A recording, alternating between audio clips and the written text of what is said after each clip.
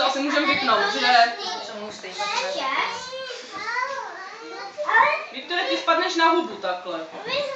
No, ale ještě se buknete o stůl. Hele, nelezte tam, zničíte to. No, budete se dívat, nebo to vypneme? No na tu sedačku, jak tam doma, no. Nebo tu červenou jako. Ona je sice jako, je to rozkládací gauč, ale většinou by se nemělo rozkládat, když na něm jenom sedíš. Co tam je?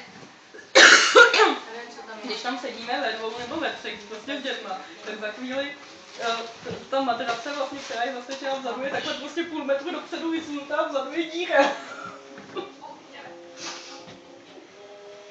Taky máte hezký chmelí.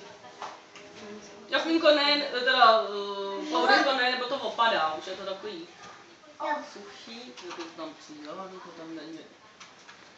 To tam strčili do něčeho? Ne, to je drátem. Dobrý. Já jsem koupila musík jednojmenný. Máme zlatý. My máme zelený obě. Protože jsem jednou koupila, že jí Mary se má darovat, že jo, stále jsme tam, kdo by nám daroval Mary, že jo. No, tak jsem se tam pověsila. Šli jsme do Samsy a od Pavouka jsme dostali Mary na Štědrý den, tak jsem to vyměnila, to co jsme koupili, mají děti v pokoji a já jsem si tohle pověsila. Inet!